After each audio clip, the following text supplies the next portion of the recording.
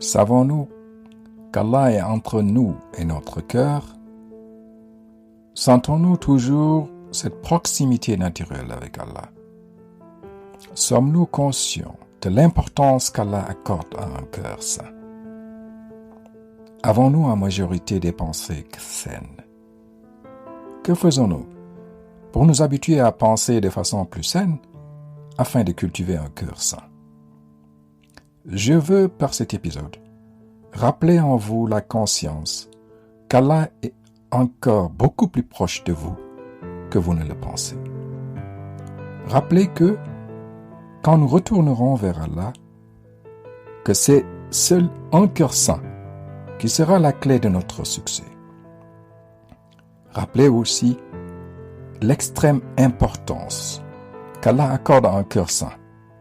Rappelez surtout que ce sont les pensées saines qui sont la semence d'un cœur saint, que c'est notre façon de penser qui façonne nos paroles, que ce sont nos bonnes paroles qui alimentent nos actions, et que ces bonnes actions forment nos habitudes, et que ce sont nos bonnes habitudes qui fondent notre piété. Je m'essaierai humblement de vous rendre plus conscient de la nécessité de cultiver en vous l'habitude d'avoir des pensées saines, en vous proposant pour terminer un exercice qui devrait permettre d'améliorer la qualité de vos pensées en méditant beaucoup plus fréquemment sur les beaux noms d'Allah. Au cœur de ma réflexion d'aujourd'hui se trouve le cœur. Une réflexion inspirée par le verset 24 de la sourate Al-Anfal, verset auquel j'associe deux autres versets, 88 et 89 de la sourate At-Shuara. Dans le verset 24 Al-Anfal, Allah nous assène un magnifique rappel de le suivre et de suivre le prophète lorsqu'il nous appelle vers ce qui est la vraie vie. Ensuite, il nous rappelle vivement de savoir qu'il est dans nous. Allah est entre nous et notre cœur. Enfin, dans ce verset, il nous signifie que c'est vers lui que nous serons rassemblés au jour de notre mort.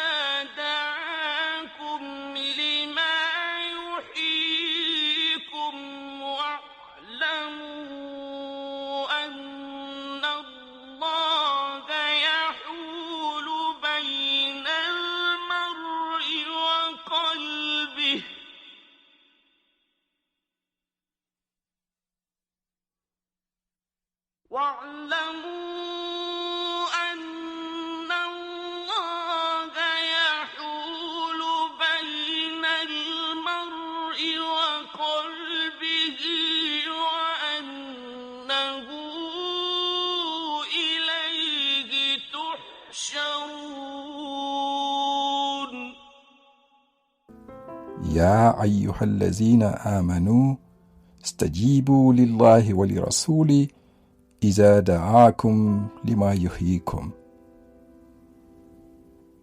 Ô vous qui croyez, استجيبوا لله ولرسوله إذا دعاكم لما يحييكم. Répondez à Allah et aux messagers lorsqu'ils vous appellent à ce qui vous donne la vie, la vraie vie. Et وَاعْلَمُوا أَنَّ اللَّهَ يَحُولُ بَيْنَ الْمَرْءِ وَقَلْبِهِ. Et sachez qu'Allah s'interpose entre l'homme et son cœur, qu'Allah est entre l'homme et son cœur. Et il termine وَأَنَّهُ إِلَيْهِ تُحْشَرُونَ. C'est vers lui que vous serez rassemblés. Comment est ce jour du rassemblement? À cette question, comme à toute question, Allah donne la réponse dans le Coran, le verset 26. 88. Il dit, ce jour est un jour où tout ce que nous aimons sur la terre, nos enfants, nos époux, nos parents, tout ce que nous aimons et que nous aimons, ou les biens que nous amassons, tout ça, tous ces biens ne nous seront d'aucune utilité. Zéro.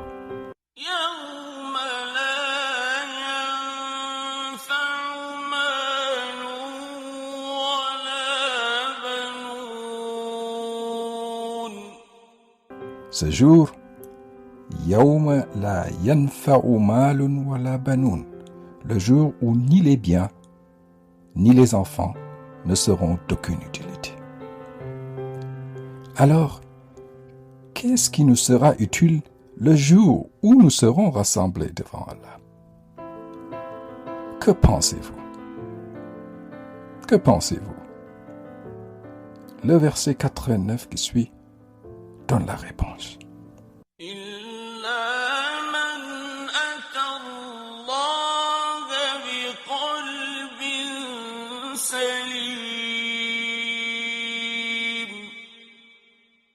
إلا من أتى الله بقلب سليم. Un cœur saint, c'est ce qui nous sera utile. Allah dit, le jour du rassemblement, يوم لا ينفع مال ولا بنون, c'est-à-dire le jour où ni les biens ni les enfants ne seront d'aucune utilité, إلا من أتى الله بقلب سليم, sauf celui qui vient à Allah avec un cœur saint. J'ai d'abord été frappé, fasciné par le verset, par l'expression وَأْلَمُوا أَنَّ اللَّهَ يَحُولُ بَيْنَ الْمَرْءِ وَقَلْبِهِ, qui me fait savoir qu'Allah est si proche de moi, entre moi et mon cœur. De savoir qu'Allah est dans moi, avant moi, avec moi, partout avec moi, tout le temps, m'a surpris. Je n'ai jamais eu cette claire, évidente conscience de cette proximité.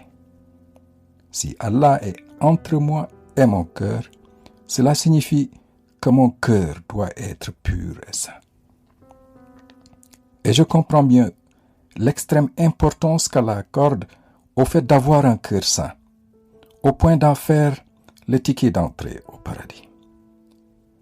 Il y accorde tellement d'importance à un cœur purifié qu'il jure 11 fois, avant de nous le rappeler dans les magnifiques 9 premiers versets de la sourate Ash-Shams. وَالشَّمْسِ وَضُحَاهَا وَالْقَمَرِ إِذَا تَلَاهَا وَالنَّهَارِ إِذَا جَلَّاهَا وَاللَّيْلِ إِذَا يَغْشَاهَا وَالسَّمَاءِ وَمَا بَنَاهَا وَالْأَرْضِ وَمَا طَحَاهَا وَنَفْسٍ وَمَا سَوَّاهَا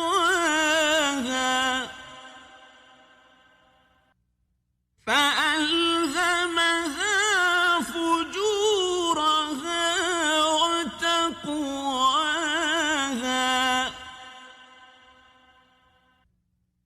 قَدْ أَفْلَحَ مَنْ زَكَّاهَا.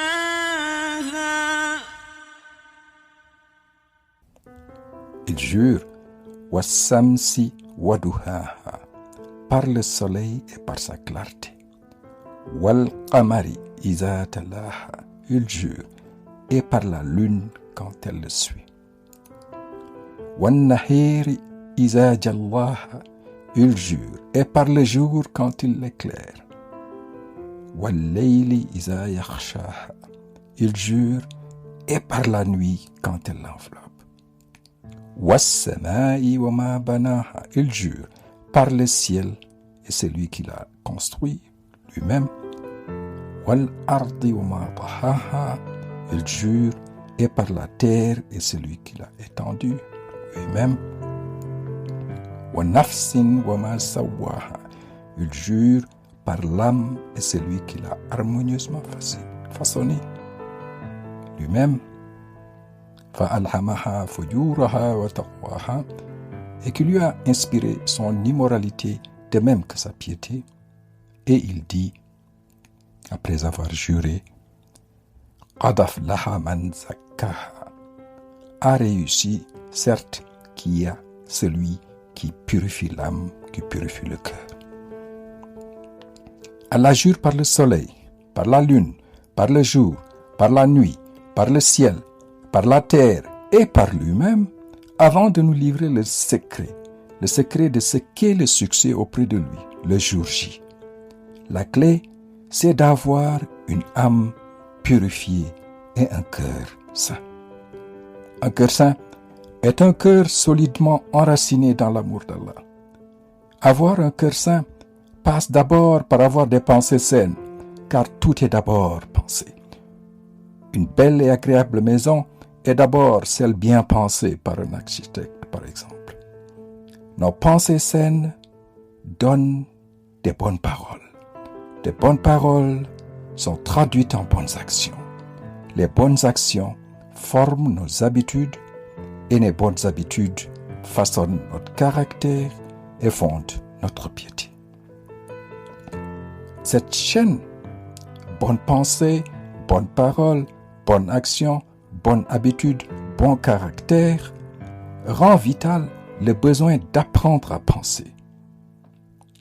Même si nous n'apprenons pas formellement à penser à l'école, il est important d'apprendre à s'observer penser, à s'écouter penser, d'apprendre à canaliser le flot de nos pensées vers ce que nous voulons penser, afin d'avoir au moins 80% de nos pensées saines et pieuses. Cela commence par s'intéresser au cerveau, par s'intéresser à la mécanique de l'activité mentale. L'activité mentale qui occupe un esprit moyen comme le mien est le plus souvent caractérisée par une cogitation stérile, sans fin, un vagabondage de pensées désordonnées.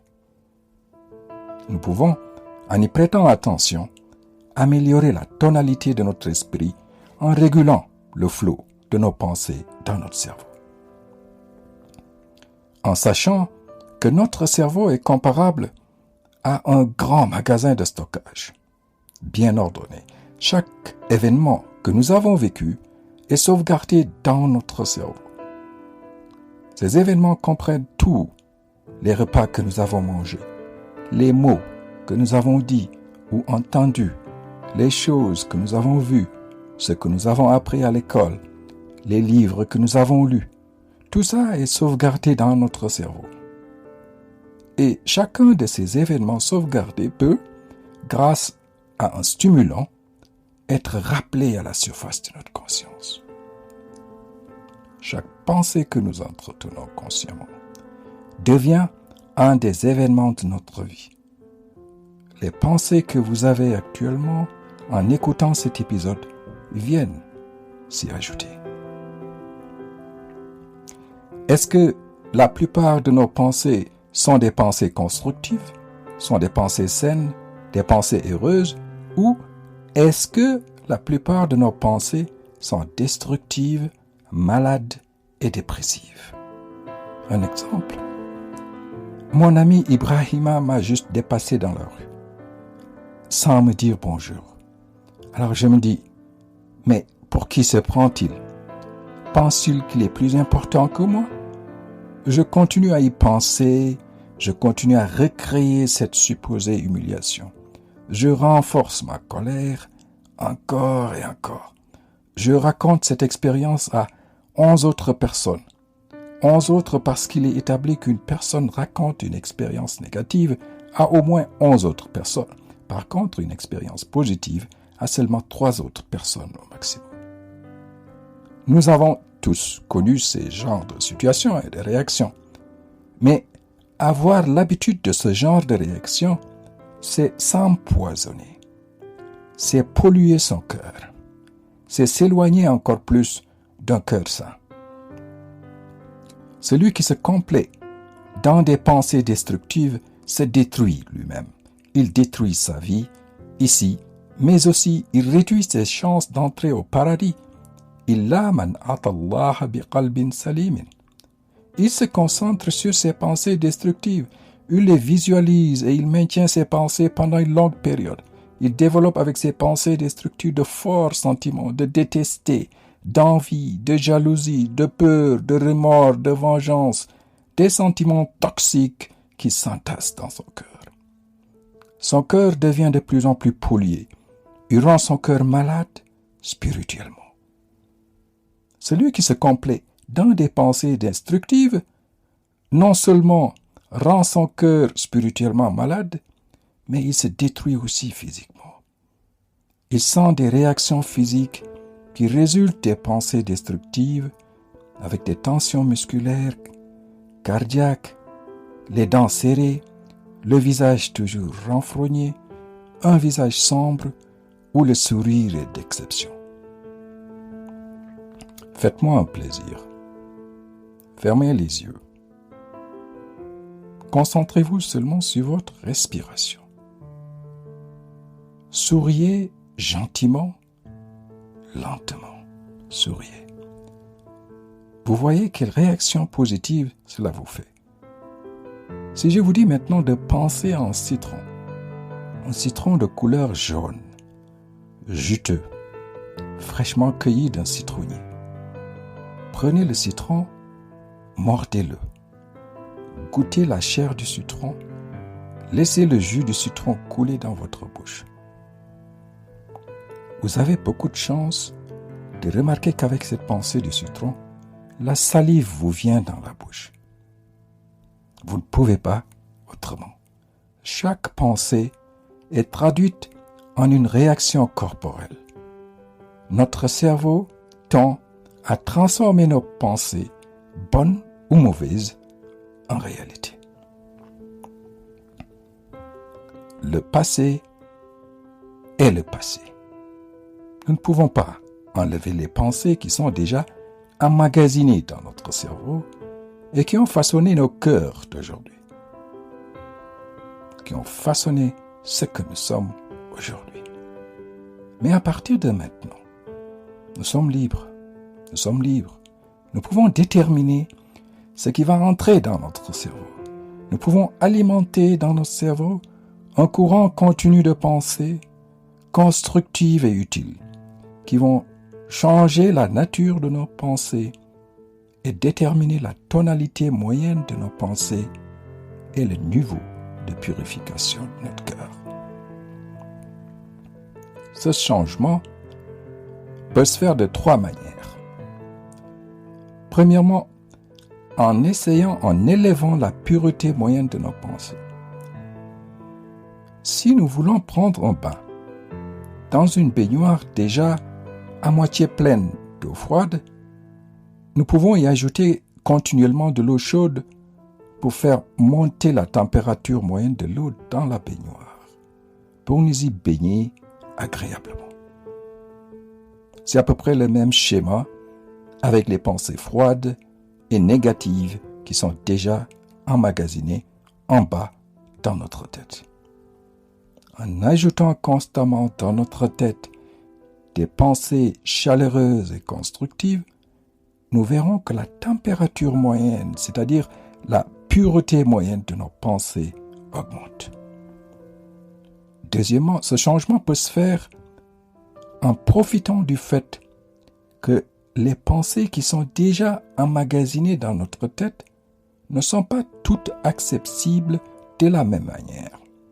C'est ce que les logisticiens disent « first in, last out ». Les anciennes pensées sont stockées en bas du magasin et les nouvelles sont sauvegardées en haut. Les nouvelles pensées constructives que nous injectons dans notre tête restent en haut et forment une couche qui couvre les anciennes pensées. Il y a un effet de couverture qui est comparable à celui que nous observons dans un lac ou un fleuve en saison chaude. L'eau à la surface est plus tiède et plus agréable que celle en profondeur plus froide. Les nouvelles pensées constructives que nous injectons dans notre tête ont, grâce à cet effet de couverture, une meilleure chance d'être propulsées dans notre conscience lors d'un stimulant. Si nous injectons assez de pensées constructives dans notre tête, les pensées destructives auront du mal à émerger vers la surface de notre conscience. Troisièmement, ce changement peut se faire en utilisant le fait que le cerveau humain ne peut pas consciemment entretenir deux pensées différentes en même temps qui requièrent chacune une attention particulière. L'accent est sur qui requiert chacune une attention particulière. Si nous observons en nous une pensée que nous ne souhaitons pas, nous ne devons juste de l'observer, de l'accepter, sans nous battre avec elle, la laisser passer comme un nuage et injecter une pensée que nous choisissons et rester sur cette pensée. Nous avons toujours nos moments de faiblesse. Nous ne pouvons pas toujours éviter que les pensées destructives nous atteignent. Elles nous assaillent de toutes parts, par la télé, les réseaux sociaux et par certaines personnes qui nous entourent. Mais nous pouvons les empêcher, les pensées négatives, d'atteindre notre conscience et de s'y installer. Nous pouvons arrêter de les entretenir, de leur faciliter la tâche, d'assombrir notre cerveau et notre cœur. C'est comme dans la vie de tous les jours. Nous ne pouvons pas empêcher à une personne désagréable de taper à notre porte. Mais nous ne sommes pas obligés d'inviter cette personne à s'asseoir confortablement dans notre salon et de rester tout le soir avec nous. Nous devons apprendre à avoir le contrôle des pensées qui entrent dans notre tête. Pour regagner le contrôle des pensées qui entrent dans notre tête, nous devons nous efforcer à réduire l'effet des pensées intruses. La recette est de donner très peu de temps à la pensée négative, si elle arrive dans notre tête, de lui donner très peu d'intérêt, et la pensée négative aura très peu d'impact sur notre cerveau, dans notre cœur et sur notre visage. Bien beau, me direz-vous, mais comment nous assurer que de bonnes pensées sont toujours alimentées dans notre tête? Je vous propose l'exercice suivant pour orienter nos pensées en essayant de toujours sentir Allah dans nos cœurs.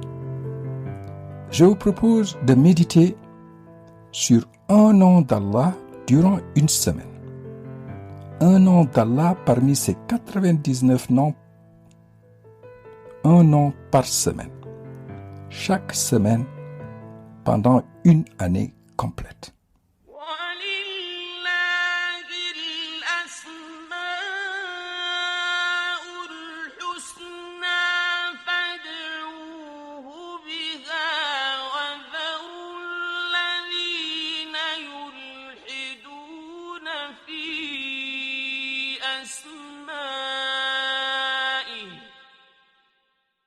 وَلِلَّهِ الْأَسْمَاءُ الْحُسْنَى فَادْعُوهُ بِهَا.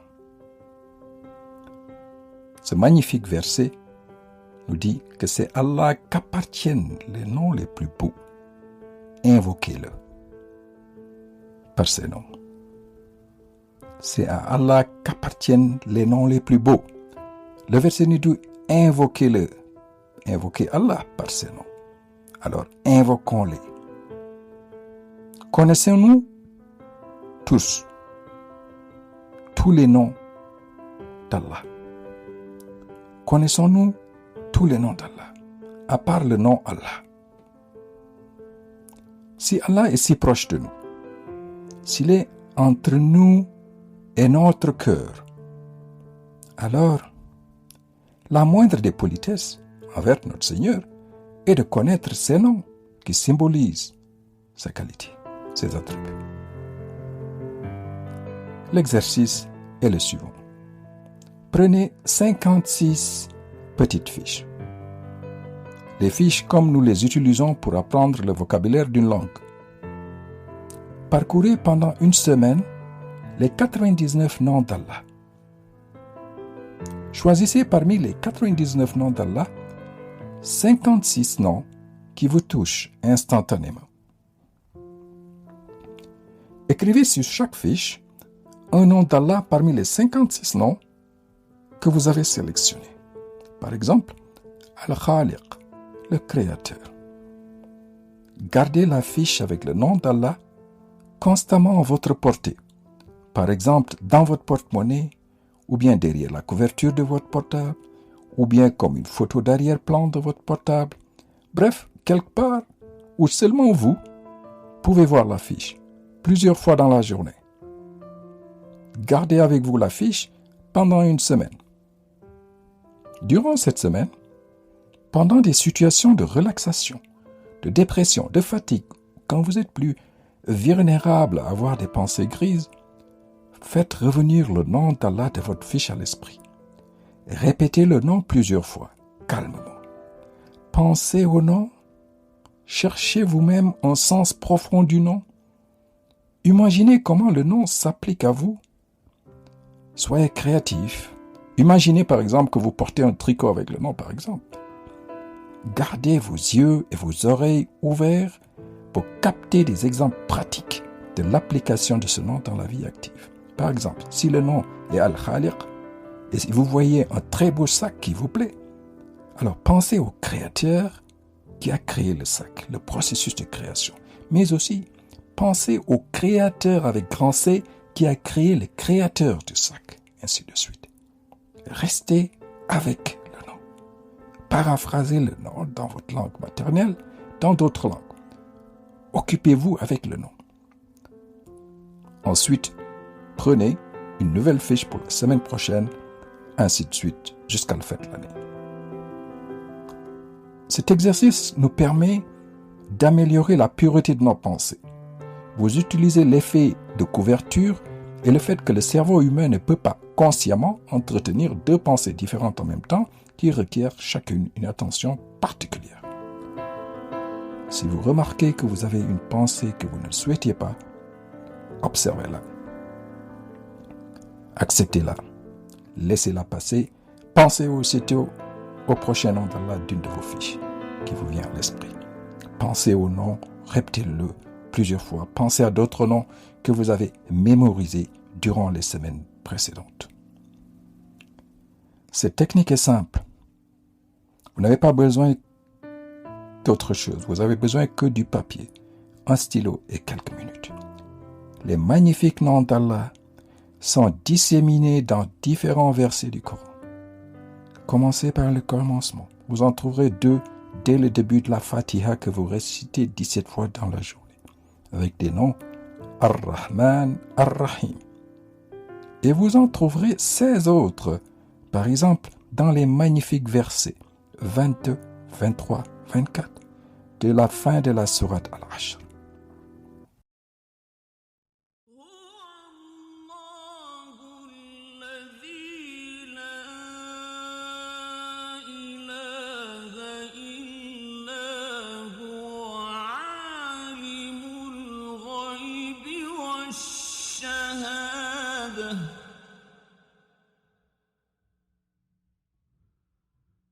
هو الرحمن الرحيم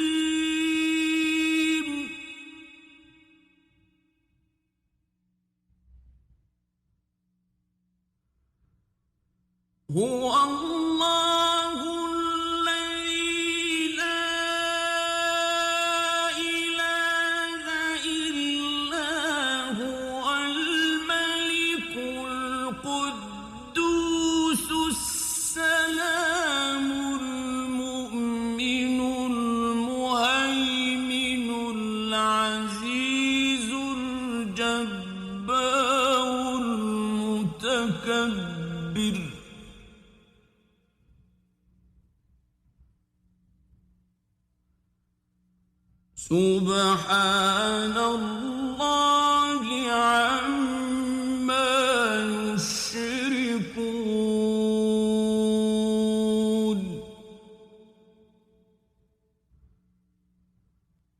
هو الله الخالق البارئ المصور له الأسماء الحسنى يسبح له ما في السماوات والأرض وهو العزيز الحكيم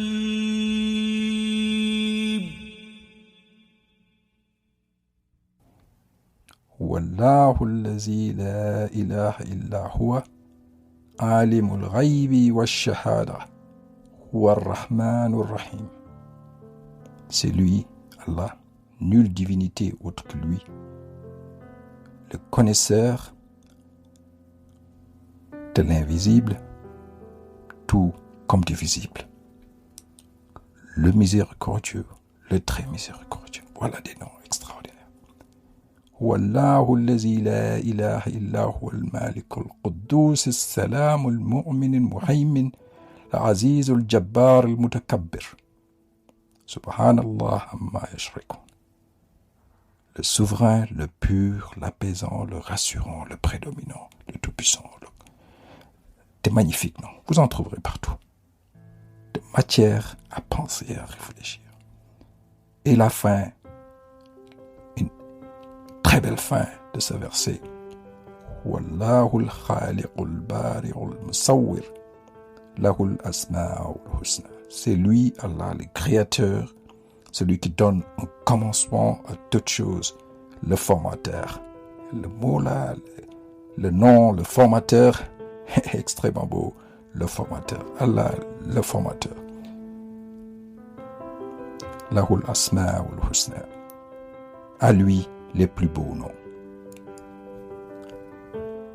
J'espère avoir pu raviver en vous la conscience qu'Allah est encore plus proche de nous que nous ne le pensons. وَعَلَمُوا أَنَّ اللَّهَ يَحُولُ بَيْنَ الْمَرْءِ وَقَلْبِهِ. Qu'Allah est entre nous et notre cœur, en nous. Et c'est aussi rappeler que quand nous retournerons vers Allah, que c'est seulement un cœur saint qui est la clé de notre succès auprès d'Allah. Illa man atallaha bi qalbin salim, un cœur saint. J'ai essayé aussi d'avoir rappelé l'extrême importance qu'Allah accorde à un cœur saint. Qad aflaha man zakkaha. Il m'est devenu de plus en plus clair que le succès auprès d'Allah passe par un cœur saint, alimenté par des pensées saines, car c'est notre façon de penser qui façonne nos paroles, que ce sont nos bonnes paroles qui alimentent nos bonnes actions si nous sommes intègres, et que ces bonnes actions forment nos habitudes. Et la somme de nos habitudes façonne notre caractère et notre piété. La bonne semence, c'est la bonne pensée qui mène à la piété.